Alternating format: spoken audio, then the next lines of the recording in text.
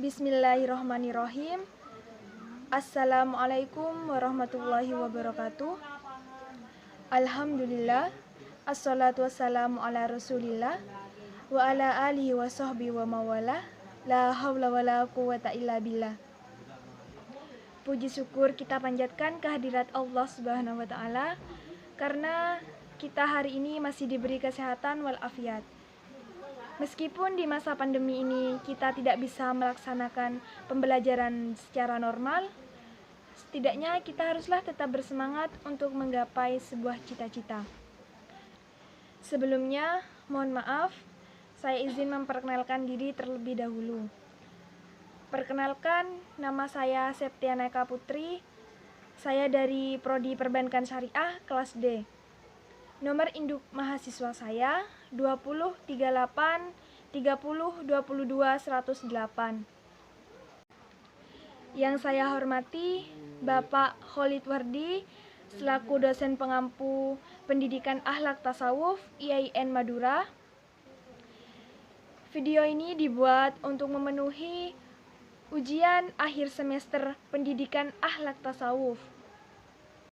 Di sini saya akan menjelaskan tentang pengertian akhlak yang terpuji dan juga akhlak yang tercela beserta contohnya. Negara kita, negara Indonesia, dikenal sebagai sebuah negara yang sangat menjunjung tinggi nilai sopan santun dalam kehidupan sehari-harinya. Hampir di setiap daerah selalu menekankan seseorang untuk memiliki akhlak yang baik. Seperti halnya agama Islam, di mana dalam Islam kita ditekankan untuk berperilaku baik dan mempunyai akhlak yang baik, dan juga kita harus menghindari perbuatan-perbuatan yang kurang baik. Sebagaimana contoh akhlak Rasulullah Shallallahu Alaihi Wasallam, di mana Rasulullah Shallallahu Alaihi Wasallam diutus oleh Allah untuk menyempurnakan akhlak manusia. Akhlak Nabi Muhammad SAW merupakan gambaran akhlak yang tertinggi. Di dalam diri Nabi SAW itu terkumpul sifat-sifat yang paling mulia, yang tidak ada satu orang pun di dunia ini bisa mengalahkan Nabi. Semakin berkembangnya zaman, akhlak yang tertanam di diri seseorang semakin memudar. Penyebab utamanya yaitu pudarnya akhlak seseorang karena adanya perubahan teknologi dan perkembangan zaman yang semakin ke depan semakin canggih. Akhlak sendiri terbagi menjadi dua bagian.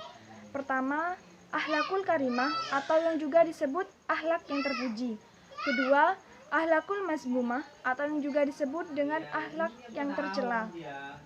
Baik, di sini saya akan menjelaskan tentang akhlakul karimah atau akhlak yang terpuji terlebih dahulu.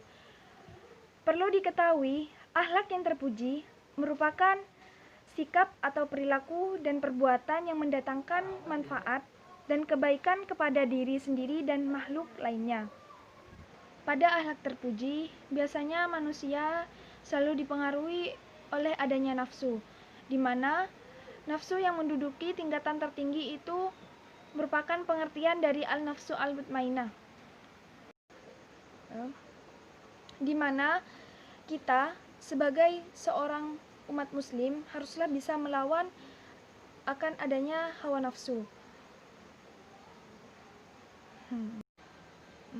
Salah satu cara agar manusia bisa meredakan hawa nafsunya yaitu dengan cara manusia haruslah melakukan penyucian jiwa, di mana penyucian jiwa ini berfungsi untuk menambah kebaikan dan keberkatan dalam hidup, serta mengurangi kotoran-kotoran yang ada pada diri sendiri.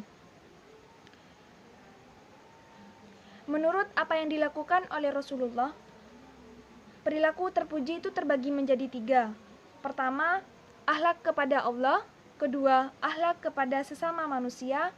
Yang ketiga itu akhlak terhadap hewan dan juga lingkungan.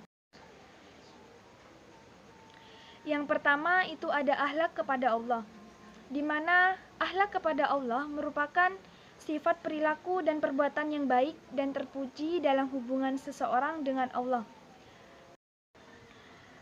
Artinya, akhlak ini mencakup segala bentuk kepribadian terhadap pengabdian dan peribadian seseorang agar menjadi lebih baik.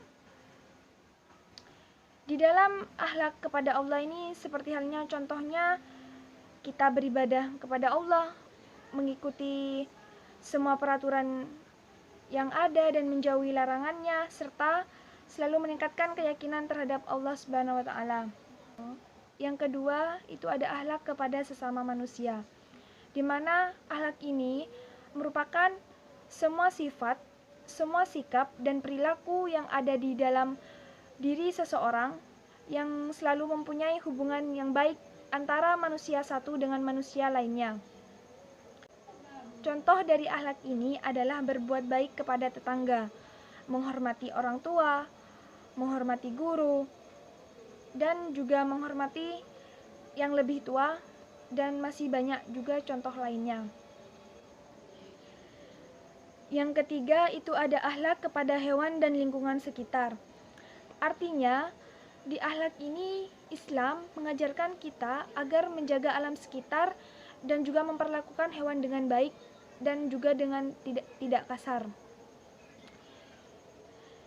Dan kita juga terhadap lingkungan haruslah menciptakan suatu lingkungan yang bersih dan juga nyaman, agar kita dalam menempati dan juga dalam melakukan aktivitas terhadap lingkungan kita tidak risih ataupun kita nyaman melakukan suatu aktivitas.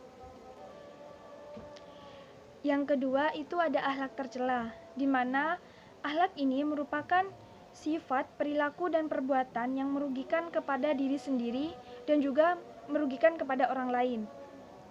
Dalam Al-Quran disebutkan bahwa manusia atau seseorang yang memiliki akhlak yang tercela itu karena salah satunya yaitu karena suatu keimanan terhadap Allah Subhanahu wa taala itu semakin memudar. Artinya, kita selalu dihantui akan adanya hawa nafsu dan juga godaan-godaan setan, sehingga kita terpengaruh untuk melakukan perbuatan yang tidak baik. Macam-macam akhlak tercela yaitu pertama, menceritakan kejelekan atau keburukan orang lain. Kedua, itu ada sifat sombong, di mana sifat atau perilaku ini merupakan sifat yang sangat dibenci oleh Allah. Yang ketiga itu ada iri dan dengki. Di sifat ini memang manusia selalu merasakan iri antara satu dengan satu yang lainnya. Artinya tidak puas terhadap apa yang kita punya. Yang keempat itu mengadu domba sesama muslim. Dan yang kelima itu ada dusta dan sumpah palsu. Kedustaan merupakan menyampaikan suatu hal yang bertentangan dengan kenyataan ataupun bertentangan dengan Islam.